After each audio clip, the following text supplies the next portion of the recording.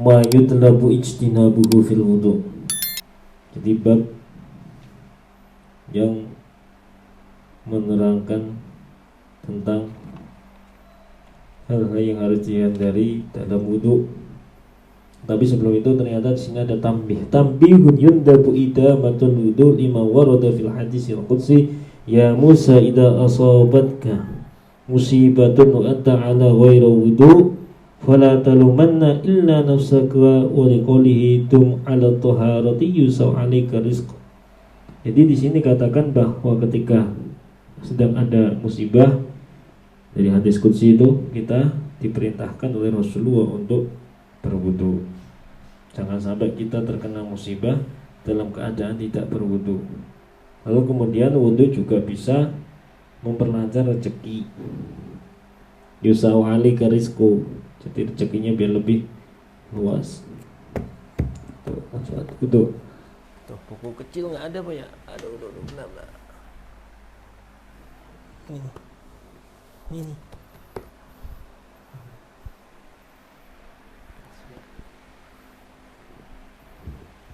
Ma yutlabu ijtinabu fil wudu wajtanib fi wudu'ika sab'an, dan hindarilah di dalam wudumu itu 7 perkara. La tanfud yadaika faturashu al-ma'u, jangan kamu ngipat-ngipatke. Ngipat-ngipatke bahasa Indonesianya apa ya? Ini nih, wudu nih, nyipat-nyipatke. Faturashu al-ma'u, lalu kemudian airnya jadi nyiprat. Ini punya Fir ini. Hah? Li'anna naqda katabarri minal ibadah. Jadi di sini dikatakan bahwa ngipat-ngipatke air itu bisa mengenai orang. Lalu juga kemudian itu bisa mubadirkan air ya.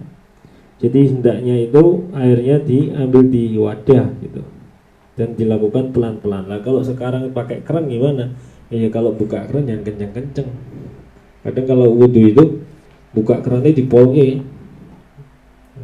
nggak terima airnya kecil, di polke sampai nyiprat kemana-mana. Jadi pas lagi kayak gini terus nyiprat kemana-mana. Jadi kalau buka keran wudu itu sih santai, pelan aja, kecil ya, sehingga tidak nyiprat. Wala taltum wajhaka wala ra'saka bil ma'i latoman, dan janganlah kamu menamparkan, maksudnya menamparkan gimana ya? Orang zaman dulu itu kalau wudu kan pakainya kayak bak mandi loh. Nah jangan kamu ketika membasuh muka itu karena males ya, itu mukanya langsung dicemplung kayak kebak plung kayak gitu. Jangan kayak gitu. Maksud dari wala taltum wajhaka wala ra'saka bil ma'i latoman, dan jangan juga kepalanya jangan ditamparkan ke air karena males ngusap sebagian kepala, hanya sekalian kepalanya ceblong ke bak mandi. Nah gitu, simpel. Itu jangan seperti itu, makruh ya. Tetapi gimana? Ya dilakukan dengan cara yang baik. Ketika membasuh muka ya diambil airnya pakai tangan, kedua tangan dibasuh. Jangan mukanya kemudian dimasukkan ke dalam bak mandi. Ya, gitu. Wala tatakallam fi asna'il wudu'i, dan jangan kamu ngomong, berbicara ketika sedang di tengah-tengah wudu. Ini ikut ngaji ya? Jangan berbicara di tengah-tengah wudu. Lah ini kadang banyak orang yang sering melakukannya. Banyak banget. Jadi ketika di tengah-tengah wudu diajak ngobrol. Di tengah-tengah wudu ngobrol. Kalau lagi wudu fokus, nggak usah ngobrol. Selesaikan dulu wudu, tertib, baru ngomong. Wa yukrahu al-kalamu walau min 'arid. Li'annahu sallallahu kalama umihani yawma fathi Makkah wa huwa yaktasilu kama afadahu Ibnu Hajar. Tetapi ngomongnya itu nggak makruh. Tetapi kalau kata Imam Ghazali lebih baik ketika wudhu itu jangan ngomong. Meskipun Rasulullah tidak memakruhkan ngomong di kamar mandi. Kan orang lagi arin, lagi telanjang di kamar mandi diajak ngobrol, nggak apa-apa, nggak makruh memang. Tetapi alangkah baiknya jangan ketika ada orang sedang bersuci diajak ngobrol. Nah, Mas Baidawi, Mas Ben, apa namanya, Atta tanya, ini di mana sandalku ya? Iya di sana. Tunggu dulu selesai. Kecuali orang darurat ya, telat kuliah nyari sepatu, nggak ngerti karena dibersihin sama Mas Baidawi. Atta akhirnya teriak-teriak ke kamar mandi lah, Baidawi lagi mandi. Nah itu kalau darurat nggak apa-apa. Ad-daruratu tubihul mahdurat. Wala tazid fil ghusli ay wal mashi ala thalasi marrat. Fa inna dzalika makruhun illa li udrin. Ka andhaqa waqtu bihaisu law istasala bi taslis la kharaja al-waqtu fa hina idin yahrum at-taslis aw qala al-ma'u bihaisu la yakfika illa lil fardi fa tahrumu hina idin azyada alaihi. Nah, di sini dikatakan bahwa kita jangan sampai melebihi basuhan ya, sebanyak 3 kali. Kan membasuh itu kan yang wajib itu adalah sekali basuhan pertama. Nah, ini dikatakan jangan lebih dan jangan kurang. Tetapi ketika ada udzur seperti waktunya itu mepet ya, kalau misalkan kamu mau kuliah nih ya, misalnya lagi wudhu, waduh mepet waktunya atau jamaah habis bubar. Nah ini diteruskan membasuhnya 3 kali nggak cukup waktunya, ya sudah, maka cukup sekali aja. Atau misalnya airnya sedikit, kayak dulu tak ceritakan itu, saya ketika mendaki Gunung Sinai di Mesir, kita nyampe di atas Gunung Sinai Mesir itu sebelum subuh. Tepat adzan lah, pas adzan ada warung di situ, satu tok warungnya, satu-satunya warung. Kita rombongan 60 orang 60 orang ngebis bareng-bareng, ada orang Malaysia, orang Thailand, orang Jerman, orang Indonesia. Nah, kita nyampe di atas pengen sholat semua, sementara air di atas itu nggak ada, dan cuman ada warung itu tok yang ada kan.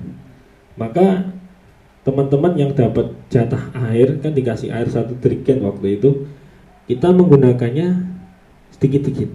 Jadi kita hanya membasuh bagian yang wajib. Kumur nggak kita pakai, mencuci tangan nggak kita pakai, kita langsung membasuh muka, terus kemudian tangan, kemudian mengusap sebagian kepala, langsung ke kaki. Dan itu pun bukan 3 kali tapi sekali-sekali. Bahkan di sini dikatakan haram kalau misalkan airnya sedikit kemudian kita membasuhnya 3 kali ya, itu nggak boleh. Karena apa? Karena air itu kebutuhannya sangat mendesak. Orang itu semuanya butuh air ya. Jadi usahakan ketika berwudu itu hemat air, sehingga air untuk kebutuhan minum itu juga tercukupi ya. Jadi seperti itu. Dan bahkan ketika kita sedang pengen mengejar waktu jamaah, itu haram kita ngelama-ngelamain wudhu, ngelama-ngelamain diri di kamar mandi, itu haram, nggak boleh. Misalkan sudah komat, kok wudhunya dipanjang-panjangin, dibaca doanya suwe-suwe, terus kemudian membasuhnya 3 kali semua, itu haram. Di sini katakan wa idrakul jamaah afdalu min taslisil wudhu. Kita masih kebagian jamaah itu lebih utama daripada kita membasuh wudhu, bagian-bagian wudhu kita sebanyak 3 kali ya. Jadi apa namanya, kita jangan sampai menjadi orang-orang yang tidak ngerti konteks lah. Nah, di sini di dalam wudhu itu Islam mengajarkan konteks, muktadal halnya harus dibaca. Jadi konteksnya seperti apa itu harus ngerti. Misalnya airnya sedikit, ya udah nggak usah basuh 3 kali, sunnah-sunnah wudhunya nggak usah dilakoni. Terus kemudian waktunya mepet, mau jamaah mau kuliah, ya sudah, nggak usah wudunya 3 kali, sekali aja. Yang penting kita dapat wudu. Jadi dalam hal semacam itu yang sederhana pun Islam mengajarkan konteks. Oleh karena itu, kalau ada orang Islam yang nggak ngerti konteks, itu berarti dia tidak memaknai Islam itu sendiri. Karena dari hal yang paling sederhana aja, dari wudhu misalnya, membasuh 3 kali apa sekali, itu Islam mengajarkan dengan tepat. Oleh karena itu para ulama dulu seperti Imam Ghazali itu seorang filosof, hal semacam ini aja dibahas. Bahkan kalau kita membaca kitabnya Imam Ghazali yang judulnya Al-Asmaul Husna, itu beliau berbicara masalah linguistik tentang filsafat bahasa. Jadi ulama-ulama zaman dulu itu filsafatnya matang, sehingga ketika membaca suatu fenomena agama mereka tidak salah dalam mengartikannya.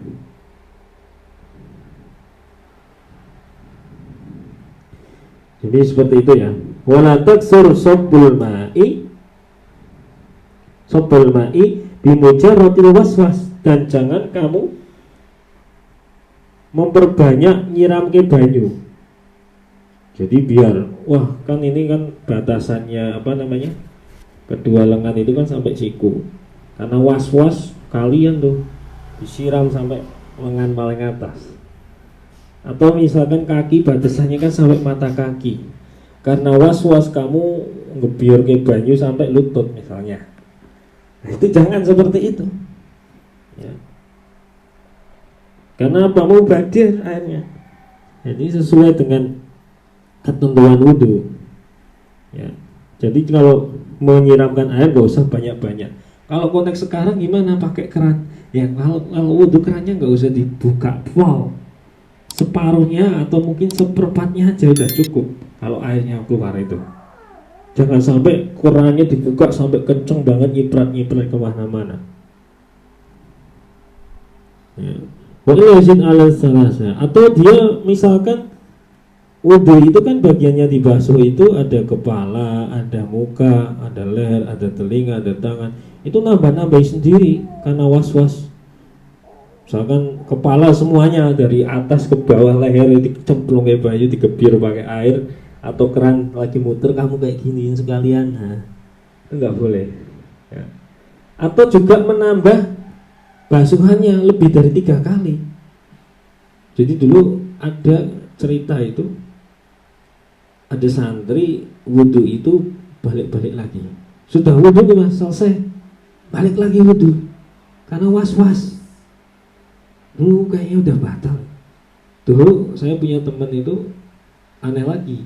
Jadi dia kalau sholat itu usolinya berkali-kali. Usoli, nggak rampung-rampung sampai ruku itu. Nggak ada itu kayak gitu. Terus dia juga kadang itu pikirannya itu dia membayangkan dirinya kentut. Jadi kamu udah wudhu nih, dia udah wudhu, terus dia balik lagi wudhu karena merasa dirinya kentut.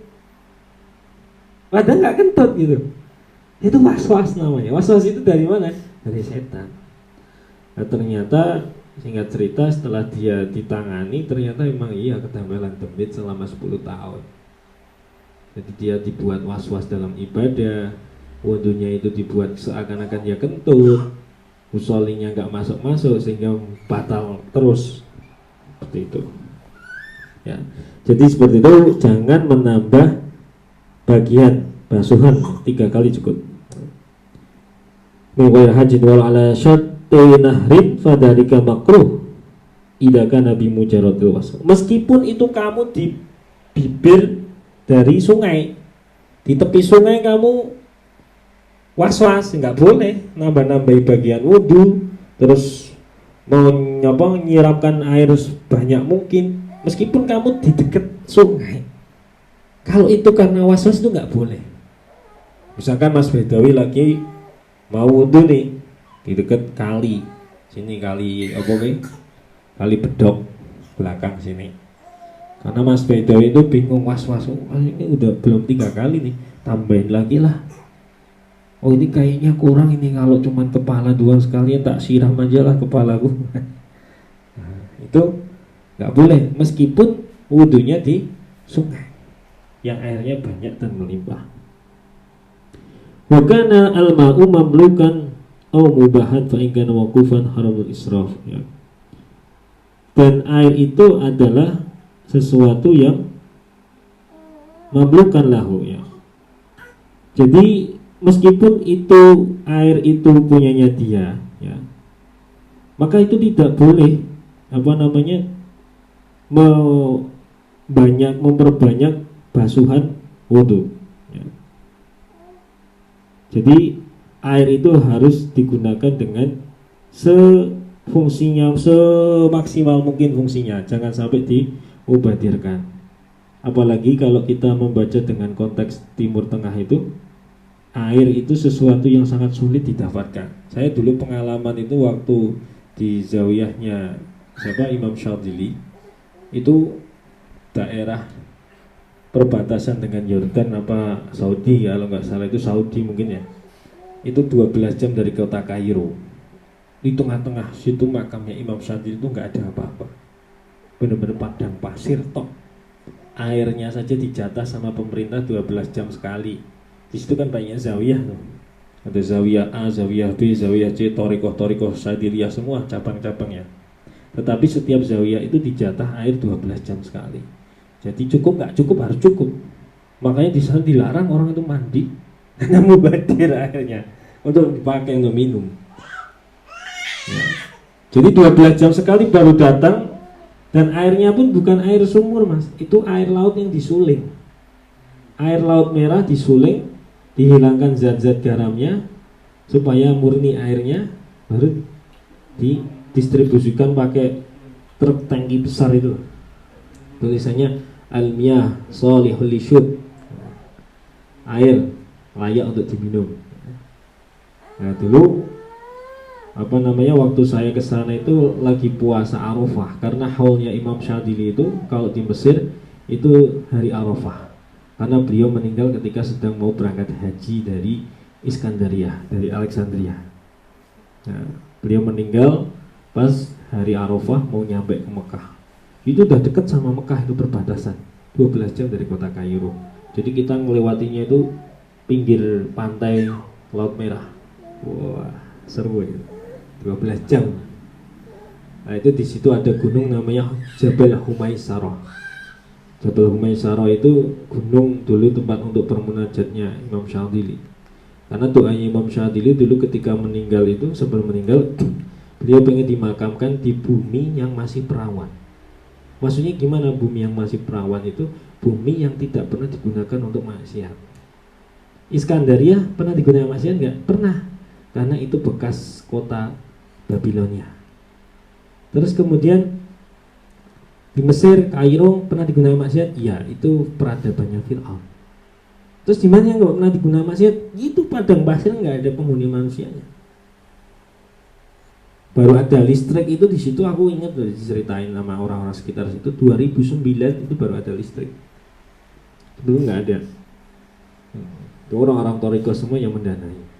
Jadi air itu di Timur Tengah, di orang-orang Arab yang hidup di padang pasir, itu suatu yang surga itu.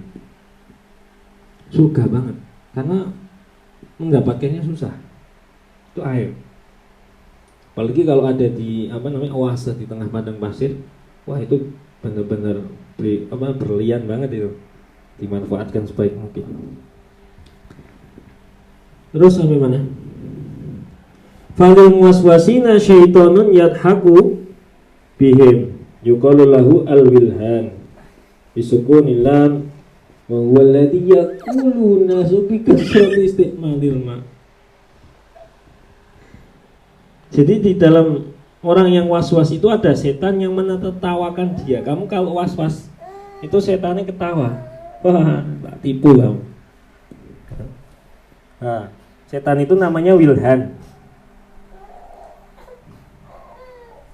Wilhan. Jadi wilhan itu bikin orang was-was supaya mau mubadirkan air ketika bersuci. Jadi ketika kamu bersuci, berwudu, itu dibuat mubadir airnya. Digunakan tidak dengan semestinya. ora kondusif iki, ora kondusif.